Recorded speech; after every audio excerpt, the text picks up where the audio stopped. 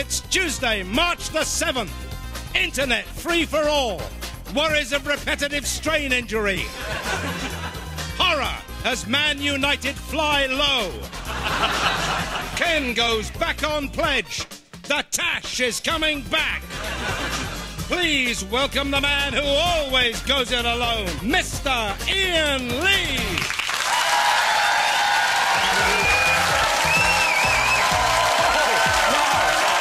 That's just cheeky. Hello. That's just plain cheeky. What can you do? I salute you, hello, and welcome to the 11 o'clock show. Come on, you Red! Yep, Red Ken has finally given the finger to Blair. That's Tony, not Cherie, in case you were wondering. He's been kicked out of the party. Thing is, I know what it feels like to be kicked out of a party. Happened to me once. I don't know why. All I did was cop a feel of my best mate's mum's knockers. 55 and loving it. But can anyone stop Ken becoming mayor? The Tories, of course, have got love machine Stephen Norris. And after Jeffrey Archer, they're just pleased to have someone who certainly wouldn't have to pay for sex. Ken says he's after Londoners' hearts and minds. Norris, of course, is more of a tit man. Then there's the stupid candidates, of course. You've got Malcolm McLaren, Chaz and Dave, Susan Kramer. She's for the Lib Dems. Satire's not dead, but it's got its last breath in it. And, of course, last but not least, spare a thought for poor old Frank Dobson. If he doesn't get the job of mayor, the only seat he's got left is at the captain's table. Big fat twat, beard. You work it out. But with Ken back in the race, Londoners are being given the chance to get what they really want. Half-price tube fares, a free spin on the London Eye, and tops-off Lesbo Wrestling Festival every Sunday at Hyde Park Corner. Brilliant! But enough of this ballot-rigging baloney. Ladies and gentlemen, it's Miss Daisy Donovan! At last we meet. Iain, please remember. Oh, I must go through it.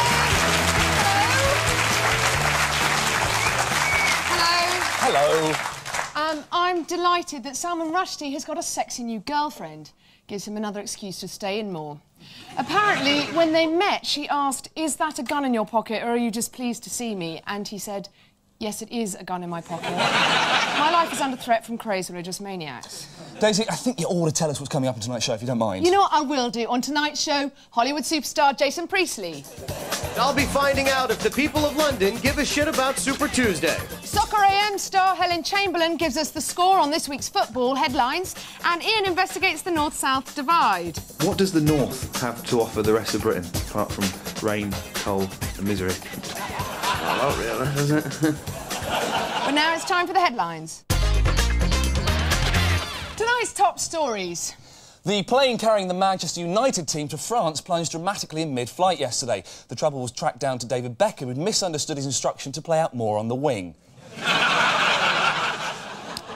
Beckham later admitted that he was so scared he thought he saw his life flashing before him, but it was only the in-flight movie Toy Story 2. On the day that free internet access is unveiled, Gordon Brown gets talked through that internet clip where a woman does an astonishing trick with a Coke can.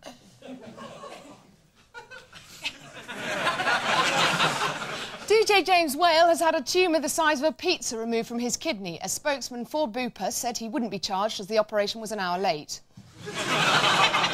Sophie Wessex was left on crutches after a skiing holiday with Prince Edward. It's the first time that he's taken a girl away with him, and she's come back unable to walk. A Catholic cardinal has warned the world that Satan is among us, posing as a famous celebrity. He went on to say that he's not alone and has brought his assistant, the lovely Debbie McGee. And those were tonight's headlines.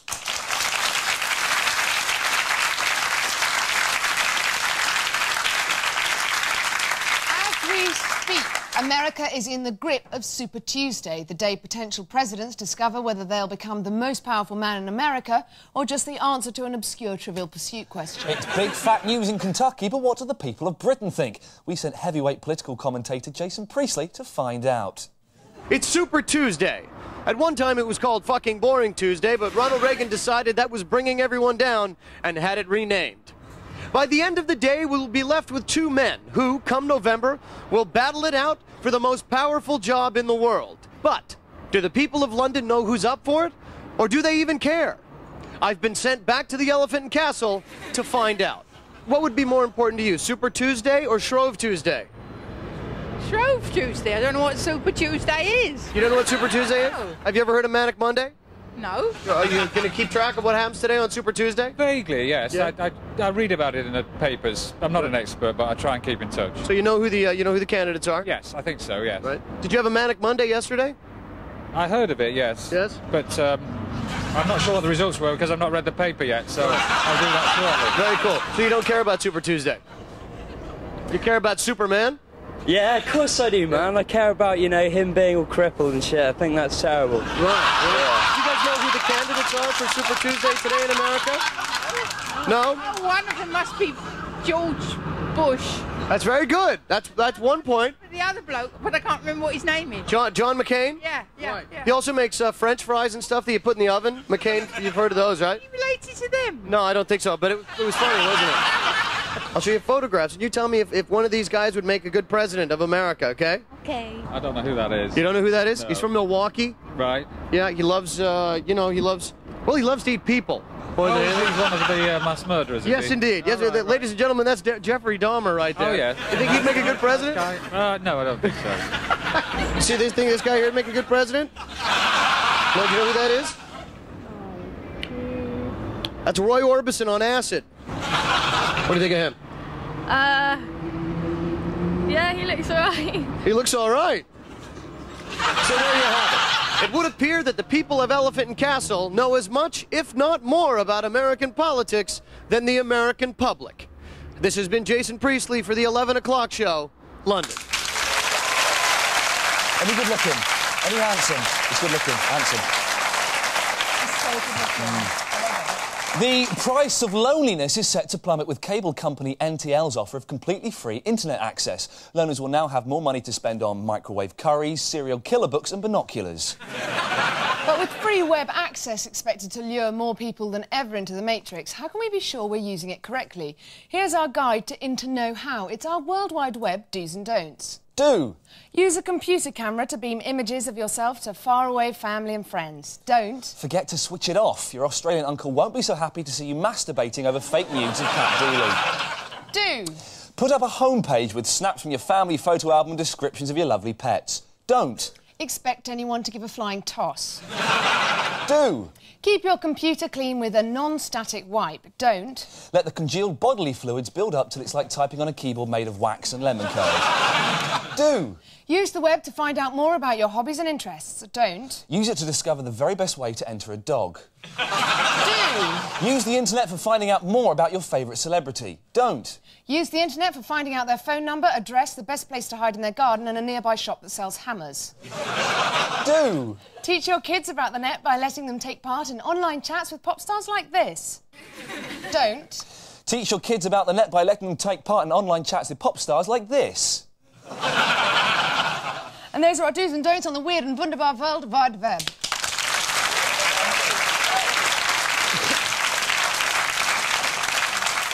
We're a divided nation. People in the south tend to stereotype northerners as beer-supping, flat-cap-wearing, coal-mining divvies, whereas people up north are too stupid to know what a stereotype is. But is that offensive cliché true? I went to Manchester to find out. Despite the best efforts of the government and David Beckham to bring the North and South together, they still remain worlds apart.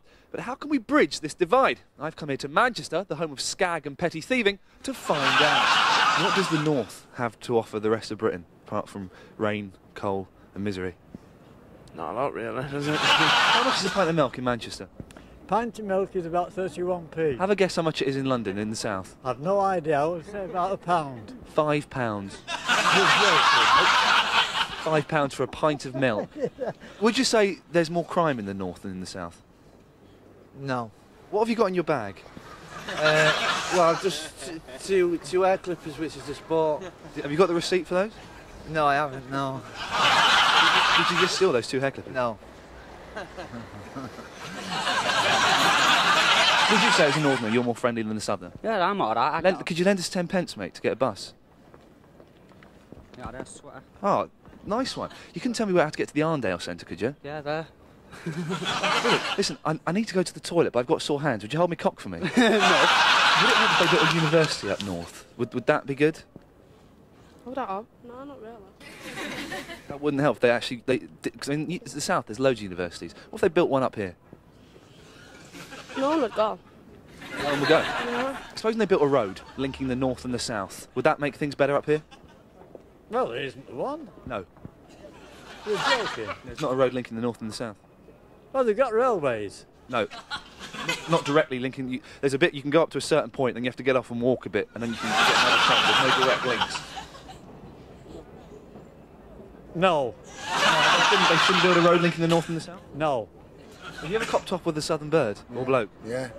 Which was it, bird or bloke? Bird. What was it like? It was all right. It was great. Was it as good as a northern bird or better? Better. Yeah. Why is that? Is it because they're more classy or because they're dirty? Dirty. Yeah. Dirty. Yeah. Did you say got the arse? Yeah. On your first date? Yeah. That is very dirty. Fair play to that. So there we have it. Maybe we aren't so different after all. In fact, I'm thinking of buying a house here. This should get us a couple. This is me and Lee, the 11 o'clock show, Manchester.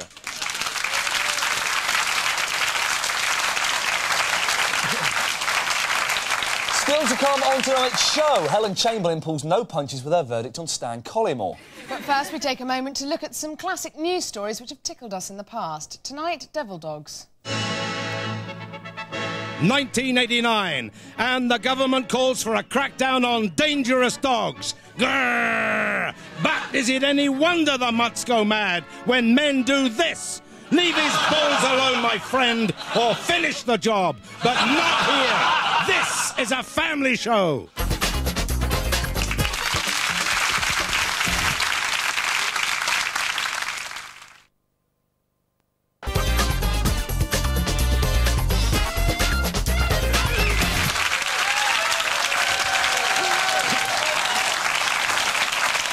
Hello, welcome back to the 11 o'clock show. Coming up, Paul Garner reports on Ken Livingstone. But first, it's time for another look at tonight. Slides down pole, fire engine crushed. Simply Red drummer quits to become a baker. Hucknall left with a roll on the drums. Terror on Man United plane, Beckham wets Posh's knickers. Now, the BBC is in its worst crisis since Richard Branson blew off in the hot seat on Live and Kicking. Their ratings have dropped so much that this week they recorded a viewing figure of 0 for a Welsh political show. Dennis Kinnock was going to watch it, but Neil insisted they watched Short Circuit on video. So, how can Greg Dyke get people back with the BBC? Well, Greg, if you're watching, just follow our simple guide to pulling in the punters. Vets in practice. Relies on the fact that people like to see sick pets nursed back to health. We suggest... Vets out of practice. Who could resist watching a struck-off vet bungle a Stoats heart transplant? EastEnders. Is currently trying to get sexy by having Sonia screw Martin Fowler. We suggest... Robbie gets caught tickling Wellard's little Winky in the calf. Tomorrow's World. Is seen as an old-fashioned look at a future that never really happens. We suggest... Today's World. Philippa Forrester asks us to imagine a life with chocolate hobnobs, swatches and Jenga. Points of View. Is an outdated show which fails to make the most of viewers' letters. We suggest... Dyslexic Points of View. Dear BCB, I would like to plumb Kane about Barteat. It was absolute lobbox. And there are our top tips for the BBC.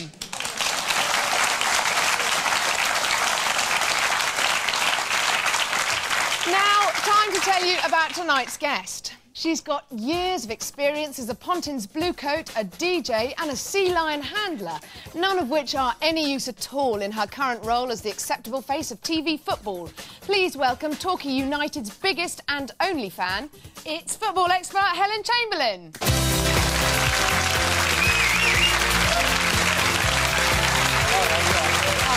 How are you doing? Have a seat, lovely. Thanks very much for joining us. Now, you claim to be an expert on football. I would believe you, but apparently it says here you're a girl.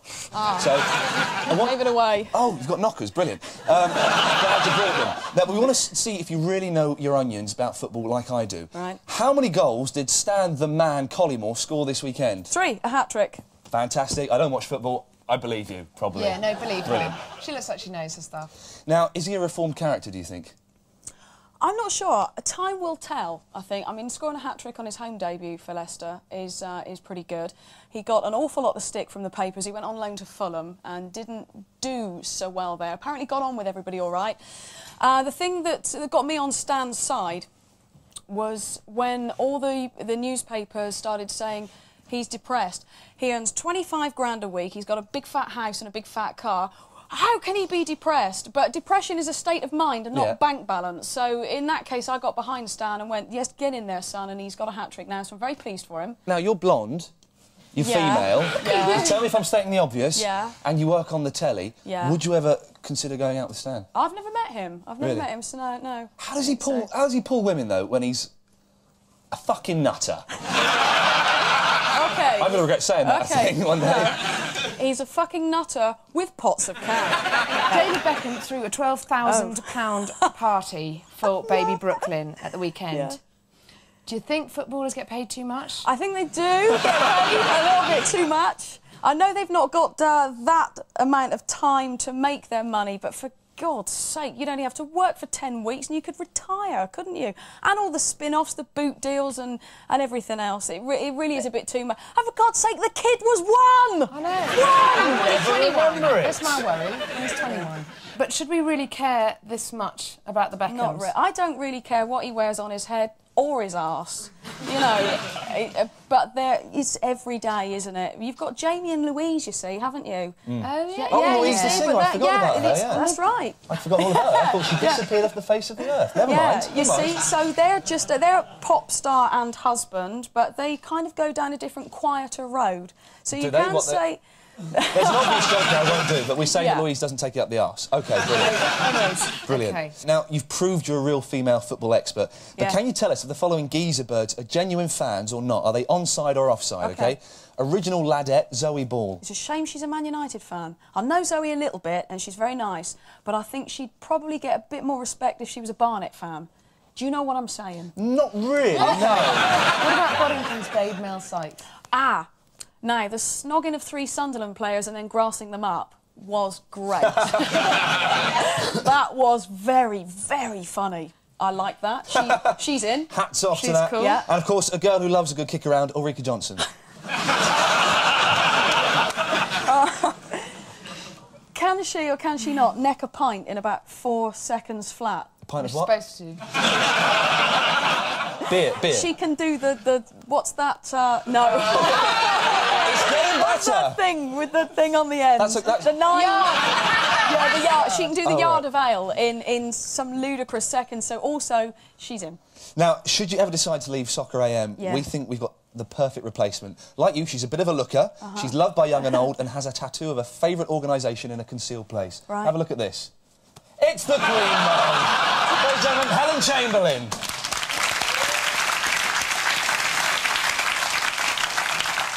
As the last century becomes an ever more distant memory, here's Ricky Gervais with his continuing insight into some of the major historical landmarks of the 20th century. Tonight, the atom bomb.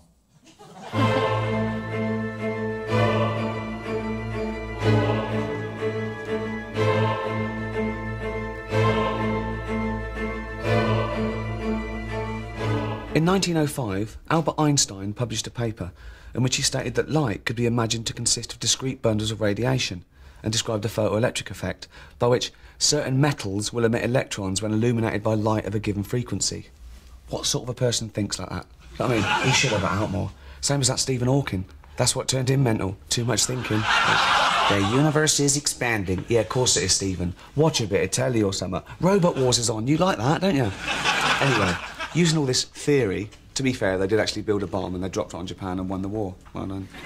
Then you get all these bleeding arts. Oh, the effects are still being felt today. It was excessive. No, sorry. They came hard first and America gave them the thrashing of their lives. They should have picked on Switzerland if they didn't want a proper fight. The lesson is simple. Don't pick on America. It's the hardest country.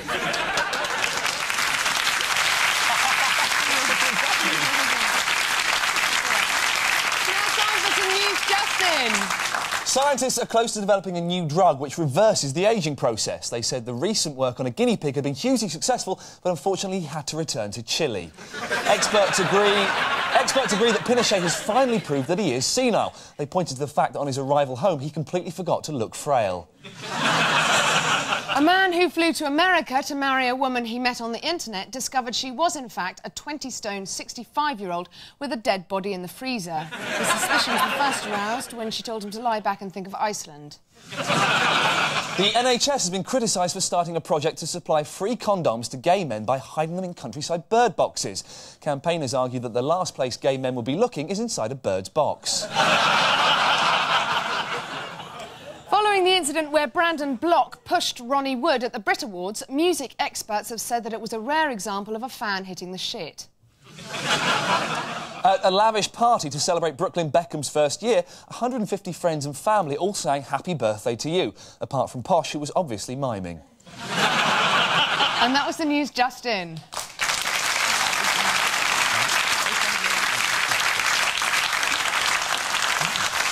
Ken Livingstone dominates today's headlines with his decision to stand as an independent candidate for the Mayor of London. For the reaction to that decision, here's Paul Garner with his report. Tony Blair was today counting the cost of one of his most challenging periods in government, as his week went from one possible nightmare to one probable shite-mare.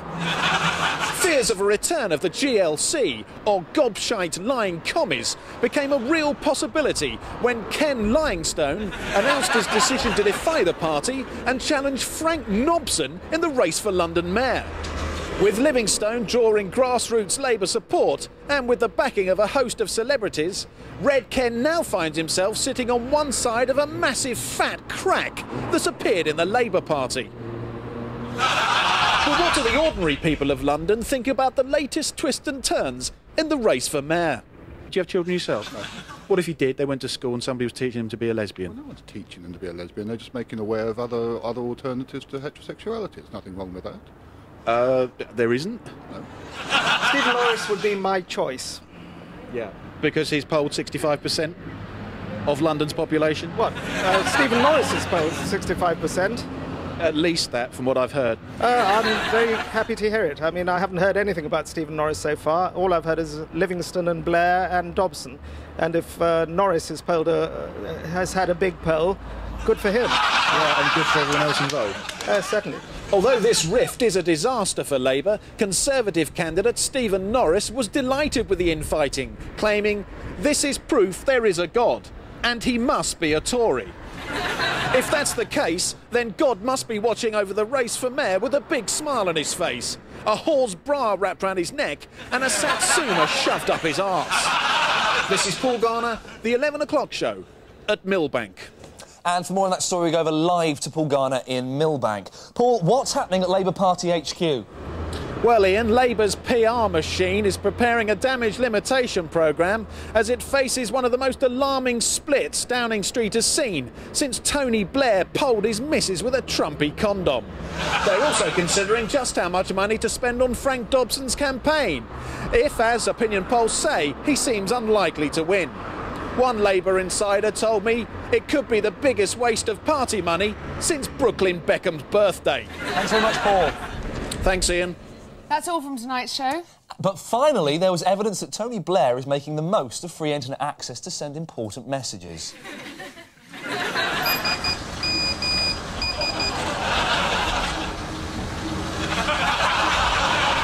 One last thing before you go to bed. What would you do if a complete stranger stopped you in the street? Ooh, good night. Would you ever have the piss taken out of you on the street? People do it all the time. I don't mind. What do they do? Oh, they call me everything, you know. They call me Mad Jacko. Mad Jacko? Are you mad? Not really. Are you called Jacko? No, I'm just open-minded. Do you think that taking the mickey out of people on the street is good fun entertainment, or is it a bit cheap and lazy? It's great, mate. I love it. Yeah. Sit back and laugh at them, you know what I mean? So. Would you ever consider having the piss taken out of you on the telly? Well... Or are you a bit too clever for that? I'm a bit too clever for that, I think. You realise what happened? That's taking a piss, not... Exactly. Can you to call back later? You're on the telly. Hello, Dee. I'm just been told, can I call back later? Could you call back later? He's on the telly. could you call back? It's quite important we finish this, Dee. Cheers, mate.